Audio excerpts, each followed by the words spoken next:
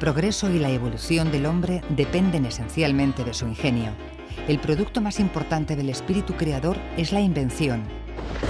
Su objetivo final es el dominio total del espíritu sobre la naturaleza y la utilización de sus energías para el bien de la humanidad. Esta es la filosofía de Nikola Tesla, una persona excepcional y solitaria, un genio de la ciencia, un inventor con una mente privilegiada, muy adelantada a su tiempo, que vivió siempre entre destellos de luz. El siglo XXI, más que nunca, reclama a gritos la puesta en práctica de los delirios e ideas de Tesla, la utopía de un genio. Una sociedad comunicada y desarrollada con un sistema sostenible, aprovechando los recursos naturales de nuestra propia tierra. Tesla siempre observaba la naturaleza desde que era pequeño y de ahí intentaba aprovechar los recursos naturales. Él hablaba mucho del recurso del agua y él decía que el agua era suficiente para producir la energía para todo el mundo. Tesla estaba en contra de la energía nuclear y Tesla decía que no necesitamos la energía nuclear, sino que nosotros de la propia naturaleza podíamos sacar todo lo que necesitaba el mundo. Por eso Tesla estaba realmente siempre intentando de estar en la línea de la naturaleza sin tener que hacer, digamos, unos procedimientos agresivos contra la misma naturaleza. Tesla nació la medianoche del 9 al 10 de julio de 1856, y como si ya se presagiase lo que iba a marcar su vida, los truenos y relámpagos rompían el silencio de Smiljan. Su pueblo natal, frío, pequeño y de calles angostas, estaba situado en la provincia montañosa de Lika, en Croacia, cuando todavía formaba parte del Imperio Austrohúngaro.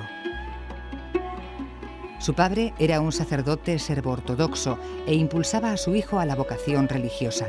Pero el niño Tesla se sintió más atraído por el instinto creador de su madre y ya soñaba e imaginaba inventos inspirados en la propia naturaleza, en las montañas, en las tormentas, en el agua.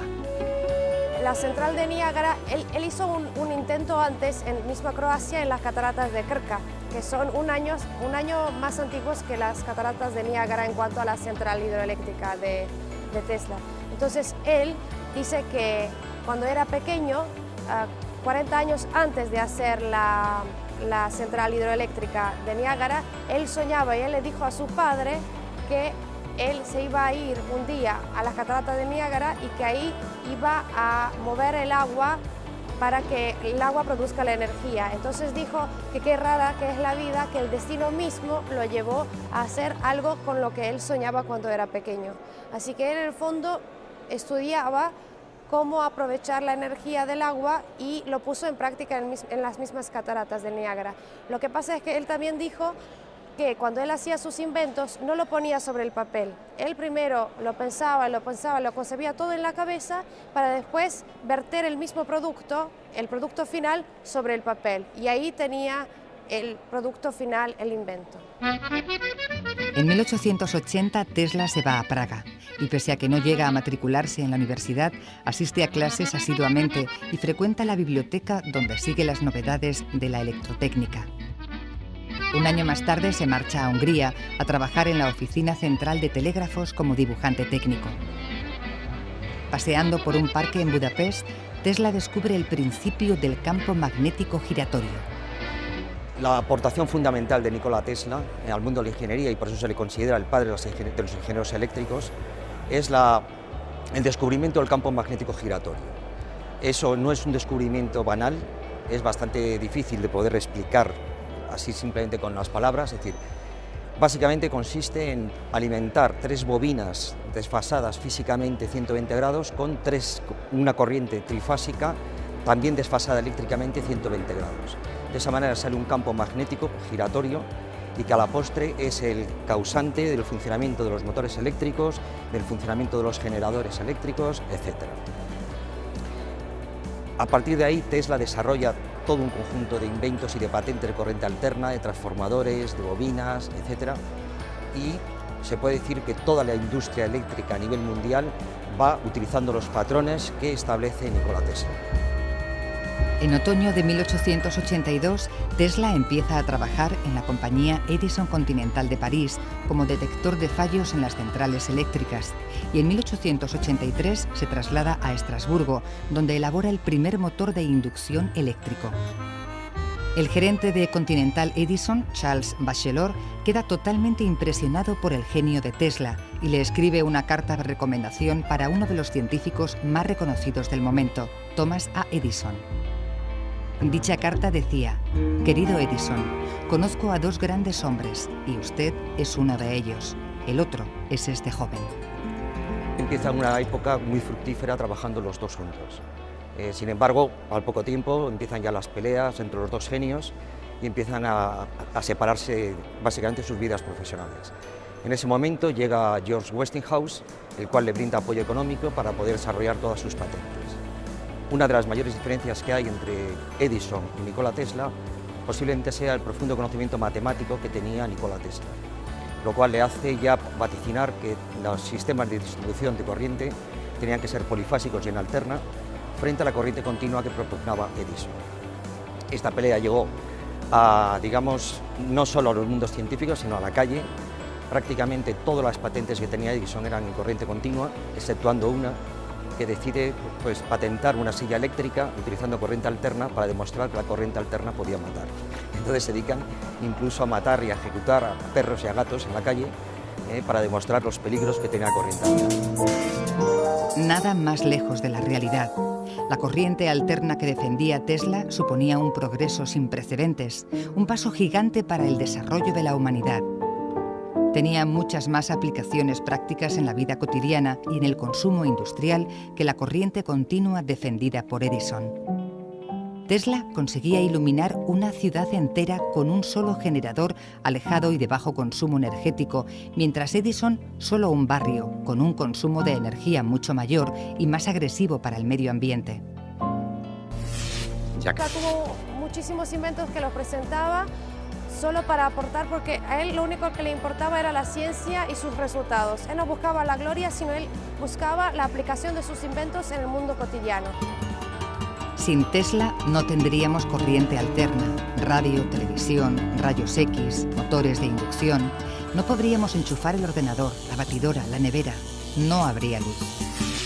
La corriente continua, la tensión se mantiene a lo largo del tiempo siempre constante, ¿vale? Es lo que sería lo más parecido a una pila o a una dinamo. Sin embargo, la corriente alterna varía a lo largo del tiempo entre un valor máximo y un valor mínimo. Esta, digamos, propiedad de la corriente, la más importante posiblemente sea la de que se puede subir los niveles de tensión de una manera muy sencilla y con un alto rendimiento, con lo cual se eleva la tensión, se puede distribuir con pocas pérdidas y luego ya se baja de tensión para el consumo industrial y el doméstico. En 1885, Tesla, decepcionado de su conflicto con Edison, decide fundar su propia compañía, Tesla Electric and Manufacturing Company, y registra algunas patentes. Pero llegan años de crisis. Las ideas continúan, el dinero para sus inventos vuelve a escasear. George Westinghouse contrata a Tesla y financia sus investigaciones. El inventor, feliz, se encerró en su laboratorio a experimentar con el desarrollo de la corriente alterna a larga distancia. Pero una vez más le engañaron. Tesla vendió sus patentes a Westinghouse y perdió los royalties de las mismas. Yo, por ejemplo, a Tesla casi lo compararía con Van Gogh, un pintor genial, que también se murió pobre, ¿no? Que para sobrevivir tenía que vender algunas de sus pinturas y ni siquiera obtenía el dinero que correspondía para la calidad y el valor del que tenían las pinturas. Por lo tanto, es lo mismo que hacía Tesla. Para sobrevivir o para sacrificar un invento por el bien del otro, que era más grande, tenía que vender algunos de sus inventos. Su mente prolífera e incansable nunca dejaba de inventar. Tesla ideaba todos sus proyectos en la mente, veía cómo funcionaban los nuevos dispositivos que imaginaba y mentalmente los corregía si era necesario. Él mismo decía: cuando se me ocurre una idea, enseguida empiezo a construirla en mi imaginación. Cambio la construcción, la perfecciono y la pongo en movimiento ya en mis pensamientos. Me es completamente irrelevante si pongo la turbina en mis pensamientos o hago pruebas de laboratorio. De esta manera, puedo desarrollar y perfeccionar una idea rápidamente, sin tocar nada. Finalmente realizaba el dispositivo que prácticamente funcionaba desde el primer intento, sin problema alguno. Hizo cantidad de patentes en ese sentido e incluso una de las cosas más curiosas, que el pobre Tesla al final no lo vio, quedó bastante arruinado, cedió todos los derechos de sus patentes a Westinghouse, con lo cual él muere prácticamente arruinado en un hotel de Nueva York, cuando, una vez muerto, la Corte Suprema de los Estados Unidos le reconoce a él la patente de invención de la radio, que habían dado en 1909 el premio Nobel a Marconi por haber comunicado a Estados Unidos con Europa. La idea de Tesla era construir una torre antena para el Sistema Mundial de Comunicación Inalámbrica de Long Island. El millonario J.P. Morgan, que en un principio iba a financiar este proyecto, finalmente renuncia a ello y Tesla ve truncado uno de sus sueños más anhelados: la transmisión inalámbrica de energía para todo el mundo. Se empieza a centrar en los descubrimientos relacionados con la ingeniería mecánica. Hace esbozos y cálculos para el aeromóvil y la turbina de vapor y de gas, el pararrayos, el motor eléctrico. Pero su gran proyecto, la torre de Long Island, queda abandonada y Tesla en quiebra económica y emocional. La Primera Guerra Mundial ha empezado sin piedad: aviones, ruido, bombas, metrallas. La ciencia acompaña la contienda y la idea de progreso de la humanidad empieza a ser lamentablemente cuestionada. Tesla decía que cuando la civilización, cuando el mundo logre los inventos de la transmisión de información en un tiempo real, cuando el mundo llegue a tener toda la energía que necesite, que ahí se iban a acabar las guerras. Lo que Tesla no suponía, que las guerras se iban a desarrollar alrededor de las mismas fuentes de energía. Tesla pensaba que la humanidad iba a usar las fuentes, los recursos naturales para producir energía por el bien de todos. No suponía que, a pesar de que terminó la Segunda Guerra Mundial, que la humanidad no aprendió la lección y que no vale la pena hacer la guerra por nada. Él pensaba que después de haber aprendido la lección de la guerra, de la Primera Guerra, Gran Guerra, porque la vivió, que después iban a aprender la lección y que no iban a hacer más guerras porque no valía la pena. Lo que valía la pena es la ciencia, que iba a aportar solo las cosas buenas para la humanidad.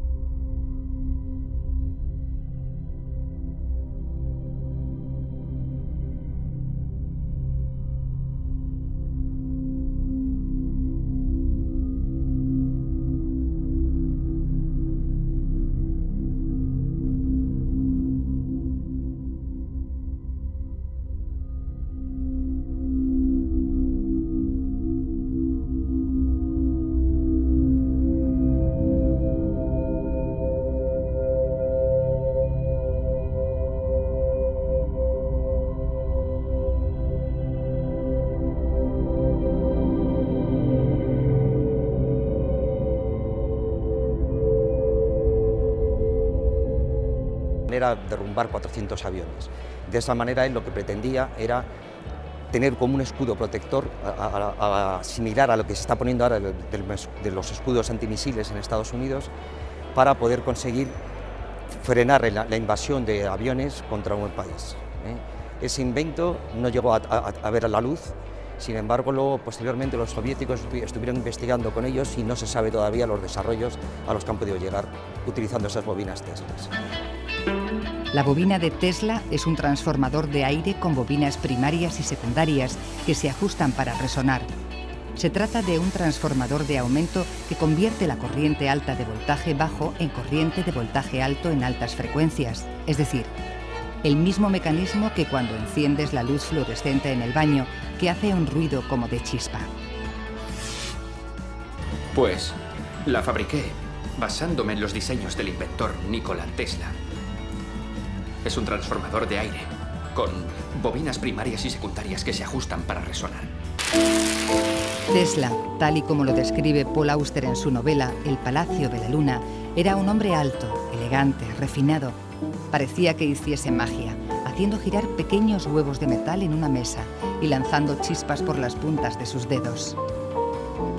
Es importante que de los 800 inventos de Tesla que Tesla registró como sus patentes, hay una gran cantidad que todavía no se lograron poner en práctica. Por lo tanto, todavía estamos esperando que todos los inventos de Tesla, que estaban tan avanzados hasta para el siglo XXI, se pongan en práctica y que nosotros realmente veamos la grandeza que tenía Tesla como inventor y que realmente era una persona, un genio muy avanzado a su tiempo y a nuestros propios tiempos.